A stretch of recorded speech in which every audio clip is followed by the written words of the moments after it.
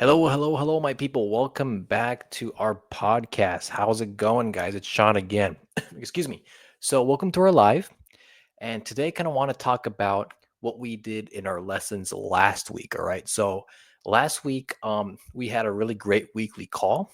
And in this video, we're going to be talking about what we talked about in that weekly call because my students were great hotshots, that they were really great during the class. And I got a lot of feedback during the weekly call and other lessons that this slide was great.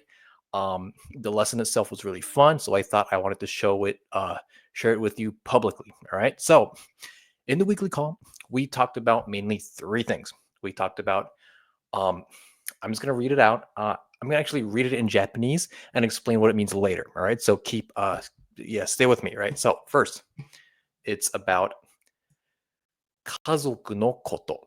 Okay? 家族のこと。で、州、国のこと。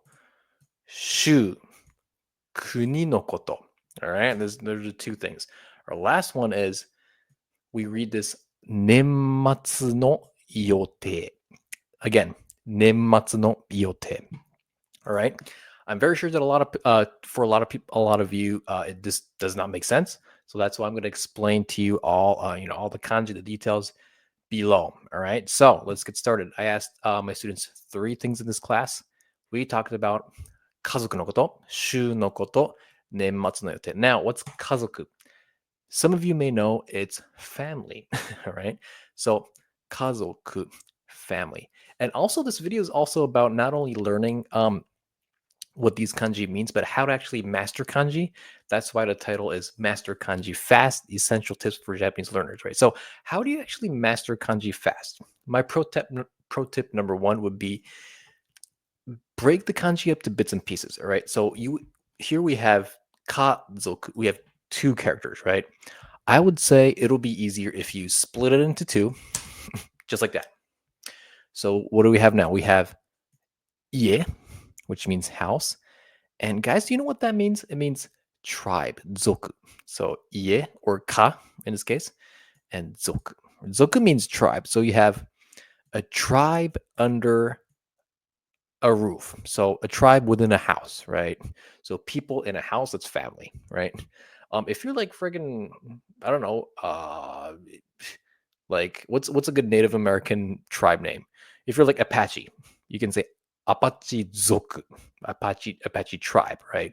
That's how we use Zoku. So, anyways, it's family tribe, which means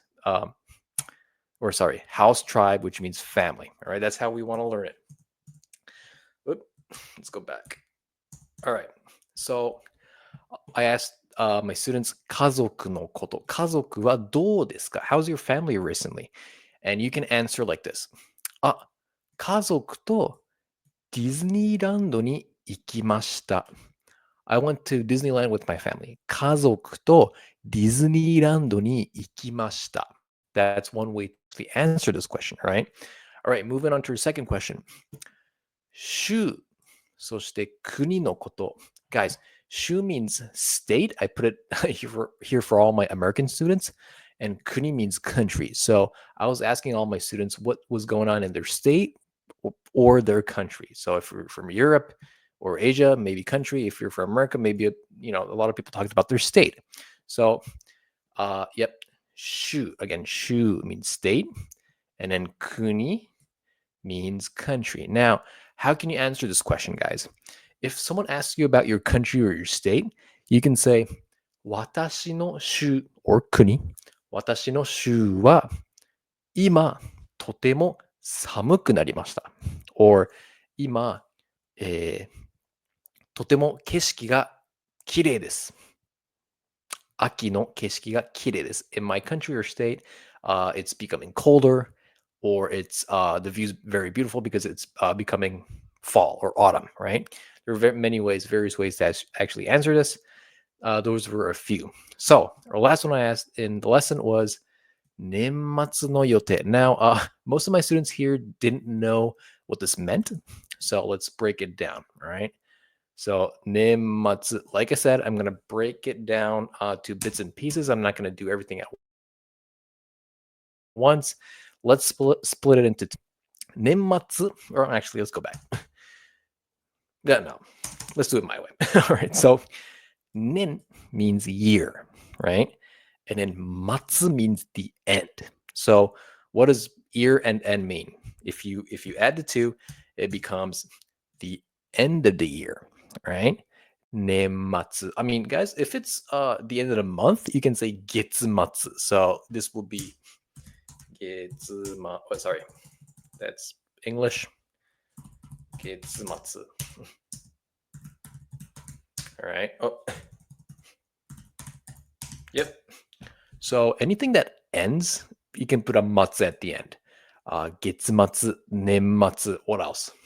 Those are the main two ways to use matsu, right? It means end. So if you say seiko, uh, the end kid, so last kid, that means the last born child. Sorry, we don't read it matsu here. We say seiko, but the same kanji, right? So I'm going to delete that for now. So nenmatsu, the end of the year.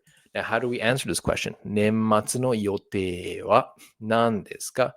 Yote means plan. What are your plans for your nenmatsu, the end of the year, right? You can say something like, um, I'm going to Hokkaido. I'm traveling to Hokkaido. That's my plan for the end of the year. So, 年末の予定は北海道に旅行します。Right? Again, 年末の予定. My plan for December, which is the end of the year, is 北海道に旅行します. All right? That's what we talked about. I hope that makes sense, right? So let's do a little recap. We talked about three things: kazoku, family; shu, kuni, about your country; and then nenmatsu, about your December plans, or your plans for December, for how you're going to spend your end of the year, right? All right. So I hope this video made sense. And the main point, I didn't want to only teach you what we talked about. I also want to teach you. I also wanted to uh, kind of